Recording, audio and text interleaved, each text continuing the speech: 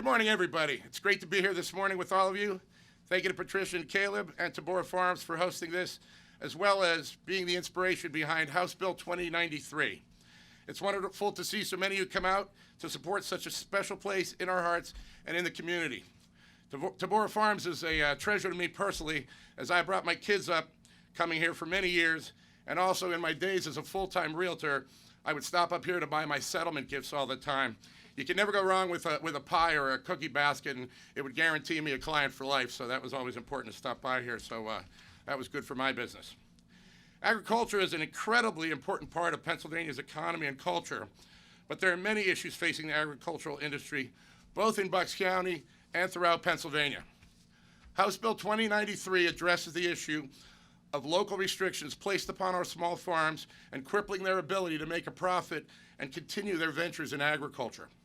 Tabora Farms is one of the many small farms and orchards in the Commonwealth that are struggling to make ends meet due to local restrictions. You got to sell a lot of apples to keep a place like this going. A lot of small businesses need to be able to supplement those sales to stay afloat. Recently, local ordinance limitations have been imposed on the farm, resulting in the loss of their ability to host seasonal festivities such as hayrides, pumpkin carvings, and many more of our community favorites. Unfortunately, local ordinances such as the ones imposed on Tabora Farms sometimes make it impossible for our farms to succeed. This legislation will enable all our farmers that are experiencing this to thrive.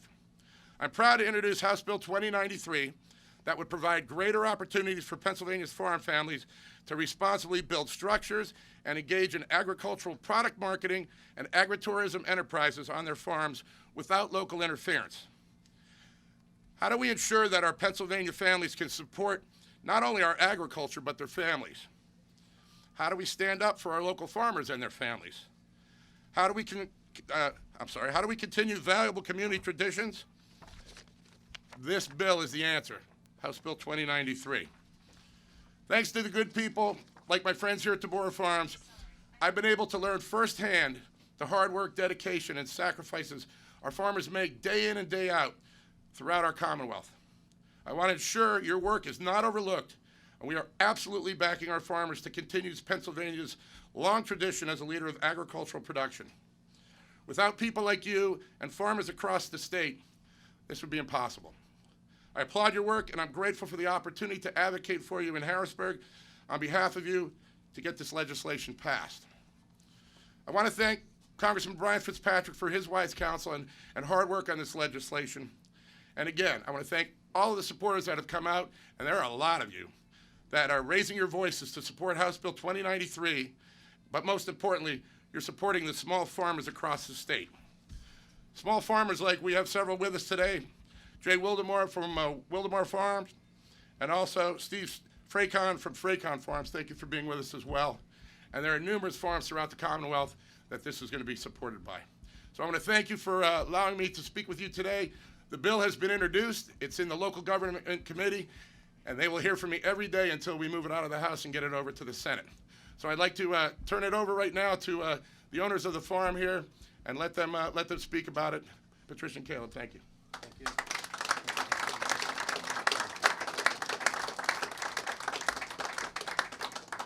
First, we'd like to thank our State Rep, Todd Polinchock, for understanding that diversification is so important for farmers in today's economy.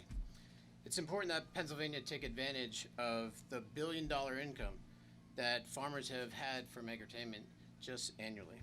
It's estimated that over 62 million people will visit a farm for agritainment purposes, and in our nation there are 50,000 farms that are able to participate in this. Just to our north, we have New York State, where agritainment is encouraged and promoted by local government, and they boast $200 million worth of sales annually from agritainment. So today, Todd Polinchock has leveled the playing field for all the farmers in Pennsylvania, and today is a great day for Pennsylvania agriculture.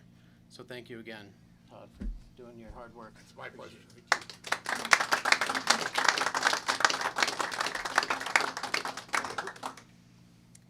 So Caleb and I owe a debt of gratitude to Todd Polinchock and Brian Fitzpatrick, who, when we met with them, They heard the cry of the farmer.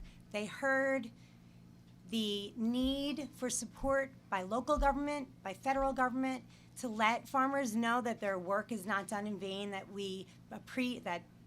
work is appreciated and needed. Communities need farms. Communities need to know that they can go to their local farm and get to know their grower, know where the food is grown, what's grown, and have an opportunity to get together with their families where it's not cost prohibitive, to get together and just be able to connect. The farmers need their communities. We need to know that what we're growing is appreciated and is going for the great nutrition of all around us. Where would we be without farmers? Our founding fathers were farmers. The reason they knew they can gain their own independence from England was because they acquired land and they produced on that land, and then they were able to start commerce with everything produced. It's an unpredictable industry that is completely dependent on the weather. When we have a hailstorm, not many people know this, but you can lose an entire crop in 30 seconds, an entire year's work. We need to know that in times of good weather that we're able to invite our communities in and gain a profit and be able to further our farming experience. We work very hard for the betterment or for the greater good of the community. Agritainment, this bill is huge. Agritainment has been going on since the 1900s. It's a demand that people that have been moving into the cities, they want to connect with a farm again. So there's a need for agritainment. And we feel just awesome gratitude that we do now have politicians who believe in us. When we met with Todd Polinchock and Brian Fitzpatrick, they believed in our vision. They knew what farmers could do for their communities. Not only that, as a mother, as a father of 4 children who already have their succession plan for our farm, they want to know that their farm is here.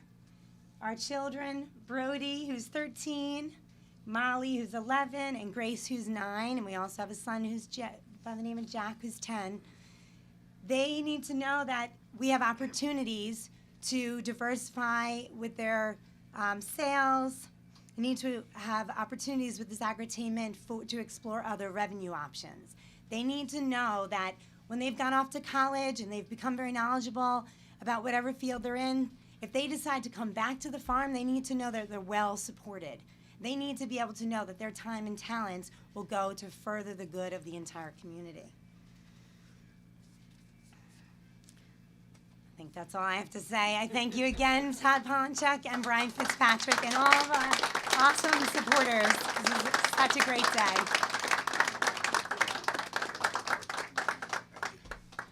That concludes our presentation today, everybody. Please feel free to check out the wares here and support your local businesses and farms. So thank you all for coming, and again, thank you for all the support for Tabora Farms. Have a great day, everybody.